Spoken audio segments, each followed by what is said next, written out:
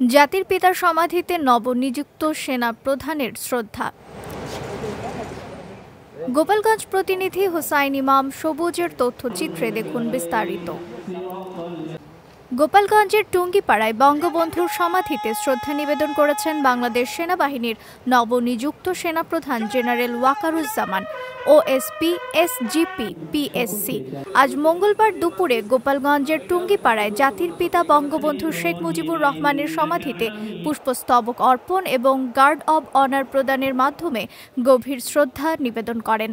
পরে পবিত্র দরুদ পাঠ ও ফাতিহা পাঠ করে তিনি জাতির পিতা এবং তার পরিবারের সদস্যগণ সহ ১৯৭৫ সালের ১৫ই আগস্ট শাহাদাত বরণকারী সকলের রুহের মাগফিরাত কামনায় দোয়া ও মোনাজাত করেন এবং সেখানে রক্ষিত পরিদর্শন বইয়ে স্বাক্ষর করেন।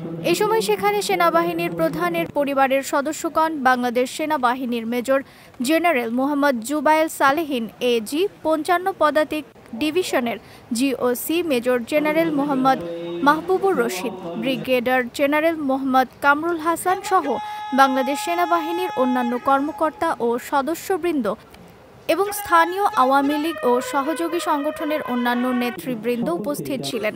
শ্রদ্ধা নিবেদন শেষে সেনাপ্রধান general Wakeruzzaman OSP SGP PSC Bangabandhu ভবনে রক্ষিত পরিদর্শন বইতে মন্তব্য লিখে স্বাক্ষর করেন।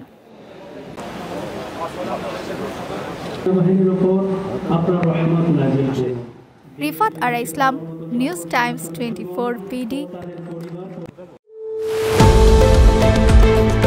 আপনারা দেখছেন নিউজ টাইমস 24 পিডি।